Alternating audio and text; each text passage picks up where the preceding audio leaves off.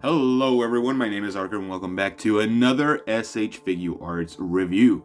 In today's review, we are going to be taking a look at Suguru Geto from Jujutsu Kaisen 0, the movie that came out a year after the first season, I believe, or even in the same year. I don't entirely know. It's a really good movie. I really like Yuta as the main character of the movie. I thought it was really good. But I also enjoyed Getsu's character in the movie. I thought it really gave us an insight as to what was to come in season 2, for sure. So, yeah, I don't really have much else to say. So let's just get right into taking a look at him.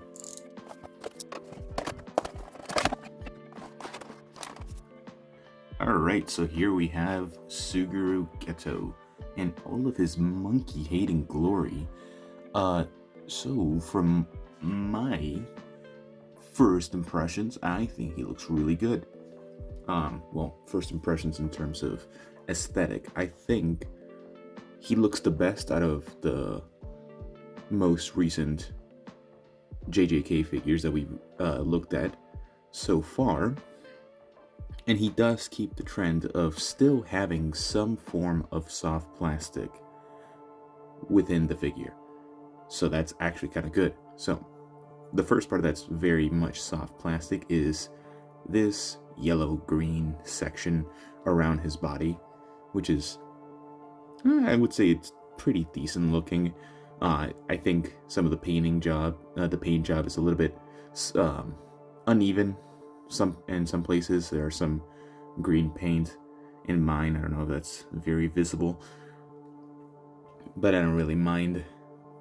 It could probably come off by just rubbing some alcohol in it and that kind of stuff. So, just getting a closer look at him, I think the amount of detail that goes into this figure is really good, especially in the face. It really is able to capture his kind of post season 2 arc. I already forgot the name and I just looked at it. So it kind of helps capture that tired look that he has. He looks exactly like he does in the movie, and I think that's really good. I think in terms of being able to capture the likeness of the character, I think Tamashii Nations has been doing a great job. So his second thing that he has for soft plastic is kind of like the bottom of his robe, and I think it's pretty done. It's done decently enough to where it doesn't look as obscure. The only downside is that the bottom, the rear part is going over the front, so it kind of creates this little gap between the sides. Whoops. So I don't think that's much of an. I think that's kind of a weird design, because you'd think that the front would go over the back, so it's kind of seamless in the front where you'll see the character the most. But I don't think, I myself don't mind. Now, in terms of joints, you can see the 2 joints right here for the elbows are very noticeable. I feel like they could have done a better job doing that. The sleeves are very badly done, in my opinion. As you can see, full sleeve look with the joint right here pretty much sticking out. We want to get some motion in that arm. Well, would you look at that? So there's still some gaps, a very big gap as well. Like there's nothing, it's all hollow inside, which is kind of a weird decision to do. Like, I don't know why they couldn't just have something covering this piece, because it's literally just a joint. It's a hinge joint, which is not the worst, but it's common for elbows, and it's the same for the other side, by the way. So they both have big giant gaps. And then as for the motion in the arms, it's actually pretty decent. Like, it's very buttery smooth. Like, he has the butterfly joints. You're not gonna get much range out of it because of his giant shoulder sections, but like, he gets some decent motion, I guess. I think you can get the right amount of poses with him in terms of going up. It's pretty well done full 360 degrees. If I can get that arm back into position, yes, I can. And as you can see, this strap does come off. So if I can get a close look at it. So there's this section right here where the strap is supposed to go inward, which I don't think it's a bad design choice. I just think it's weird because every single time you try to move him, you're gonna end up like just moving it with you. So I feel like they could have just left it out. I'm not sure, but whatever. Now, in terms of the legs, I did look already, and then he has no sculpted butt cheeks. They're not visible from the back, of course, but the butt cheeks are sculpted on the legs, as you can see. That is perfect because that means he can kick all the way back like that. That's beautiful. That's absolutely magnificent. And then, of course, even with kind of like the bottom of the robe, he has 0 limitations in terms of his leg movement. So let's see the splits, how well he can do the splits. Oh boy, that's not bad. I think that's pretty decent. That's really good, actually. For what he does, it looks good. Now, we looked at the arms, we looked at the legs, the feet. I think these are some of the they could have done a better job there, but he does have the toe hinges. The feet, I mean, it's kind of hard to kind of look at them. The joints for the knees are kind of weird looking. They look like a whole different color, and it's pretty visible on camera as well. Sorry if I've been out of focus for the whole thing. So it's kind of a more scuffed out blue. Like it looks like there was no paint that was gone over it, but I don't think that's, I know I've been saying this a lot, I don't think it's an issue because it kind of like this thing kind of covers it, so I guess it's good. I would say it's good in my opinion because this is how you're gonna have them most of the time. You're not really gonna have him kick. He normally does throw punches and everything, but not a lot of kicks. So it's like if you want to post him with a kick, you're gonna have to deal with the fact that he has an off-color knee. But that's I don't think that's big. It's that big of a deal. In terms of the hands, he has hinges.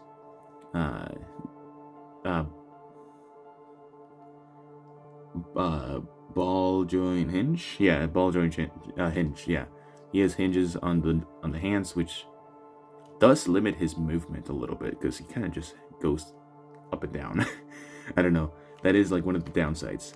In terms of the back of the hair, he does have the hair hinge, so it kind of forces him to not look upward that much, but he can look down a lot, so it's a good trade-off in my opinion. Now, in terms of crunching capabilities, see, this thing has like been off the whole entire time, so I feel like they could have just glued it. I don't want to glue mine because it'll feel weird, because then there'll be limitations on how much I can move this arm specifically.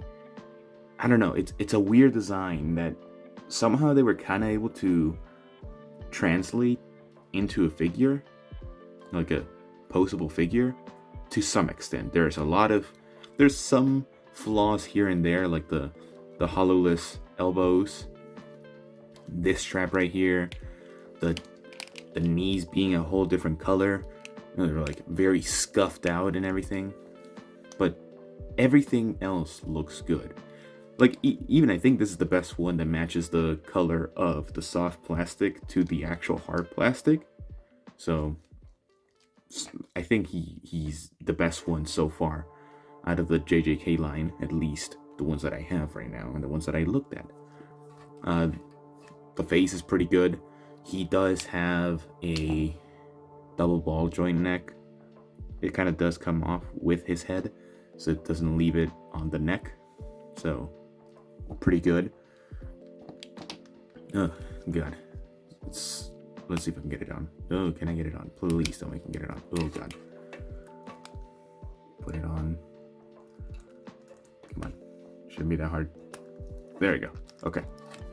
That was much easier than Goku Black and Megumi from the last week, because I had issues with those putting the head back on because of their spiky ass hair. But yeah, and I did not look at the crunching capabilities of his chest. Let's actually look at that. So we have him right here, standing. He does stand pretty well, actually. Like, I'm actually very surprised.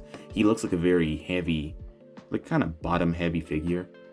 Not so much top heavy, but he stands pretty well. Like this is me kind of shaking my table, and he's standing there.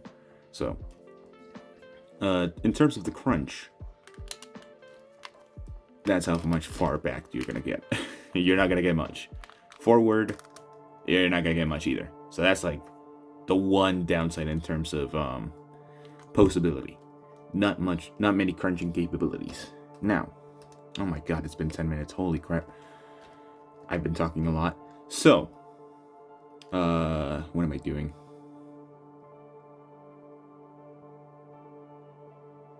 Accessories. Let's look at the accessories, because he comes with quite a bit of accessories, and I'm gonna try to make this go fast, so let's look at them real quick. Alright, so for the accessories, I actually think he comes with a decent amount of accessories, and especially for a figure his price, he is up there with the very expensive ones, which is kind of wild how expensive the JJK line is in terms of SH Figuarts. So, starting off with the faceplates, we have 3 additional faceplates, with the smiling one kind of being deceptive and everything. Well, at least giving the smile to Gojo. We also have an angry expression. And again, the detail on this is really good. Being able to just capture the likeness of the characters, always good. And then we have sort of a very specific one. We have a kind of disappointed / disgusted look. And I think that's just a speck of silver dust on mine. As you can see, like, if I can get it up close. Yeah, so as you can see, there's like a speck of silver dust right here. I'll try to get rid of that later. But besides that, he also comes with 2 different sets of hands and 2 separate hands, as you can see right here at the bottom. So let's start with those. He comes with this little orb that he eats the curses from, or absorbs the curses. I think it's pretty neat. I wish the orb looked a little more shiny. It's kind of a satin color more than anything right now. So I wish it was more glossy for sure, but it still looks good, especially with all the colors going around it. And this is a piece that is just there, like it sticks to the hand. It's stuck to the hand, so I actually think that's a nice way of doing it, instead of just having the hand with the peg out, so you can have the effect and putting it on there. We also have a hand where it's like he's like reaching out more, kind of like showcasing, like throwing out an attack or something like that, you know. So, very typical hand gestures throughout this figure. He has 2 other one set of hands, which is, again, kind of like, I would say, like, throwing something, but because, like, the hand motion is kind of similar like that. I don't know, what kind of hand gesture do you think this is from? I can't really recall when he used this type of gesture myself, but whatever. And then we actually have 2 hands to actually hold the cursed weapon that he comes with. I think that's pretty neat. Most of the time, these type of figures only come with 1 hand to hold a weapon of any sorts. And again, the cursed weapon. I think the paint job is really well done, especially for something, I think, of a decent size. It does have the chains, so I would say, if you're going to use this a lot, be careful with the chains. They might break easily. I would always just be cautious with small chains like this, for sure. But yeah, it looks good. I think the paint job is really good overall for this figure. And then last but not least, he also comes with an additional hairpiece, which is kind of more of a hair-blown hairpiece, which is very interesting that they gave us this, but they didn't give us something for this dude's bang. Like, just as an example, actually, the photos are going to be showcasing this better. So it's kind of weird that the bang is just static while this is being blown away like this. And just as a comparison, like, this is more of an exaggerated hair flow more than anything. So yeah, but yeah, that's Suguru Geto in terms of accessories. Now, in terms of my overall score, while I do think this figure looks really good, especially with everything that he comes with and the accessories, the aesthetic of the character, I do think he has some flaws. Those flaws being the gappiness on his elbows, especially being that huge of a gap. I don't think that's excusable for a figure like him. What else? The weird choice of having that strap just come off every single time, like, it's weird. Like, I'm pretty sure during in the showcase process, it's gonna show the strand being like out of that section because it's just not feasible enough to actually just keep it there. What else am I talking about? I think the knees looking a little weird, especially being kind of scuffed looking, is definitely something that is a weird decision to keep. It looks like they were not painted and they were just pieces that were just thrown in there just to finish it off real quickly. And I think the joints being very visible in both the elbows, or the inside of the elbow for your arm, and the hands are kind of annoying to look at, because like you have your hand and it just looks like a giant sphere that is bigger than your wrist. So it's like, it's just odd to look at for a long period of time. But besides that, I think the accessories are perfect for him.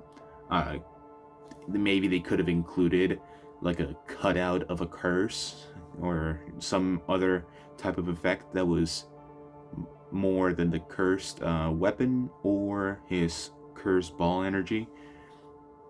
But I can't ask for I could ask for more, especially again for a figure of his price. They could have added just one more thing to make it a really high bar. So in my suggestion, I would suggest getting this character when he's on sale, especially when he's like under 60, maybe something like that. But my overall score, I know it's been a long video already, but I give this figure probably a 7 out of 10. He's good. He's not perfect. There's a lot of there's some flaws here and there, but he's good. If you like the character, I think this is like one of the best figures. Actually, he's probably one of the only figures of the character right now. So, hey, go for it. Get this character. I think he looks amazing, and he would look amazing on your shelf and on my display case as well. So, if you guys enjoyed the video and you want to see more of this, make sure to subscribe and stick around for more. And if not, that's fine as well. I don't really mind. But that's all I have for you guys today, and I will see you all in the next video. Bye-bye.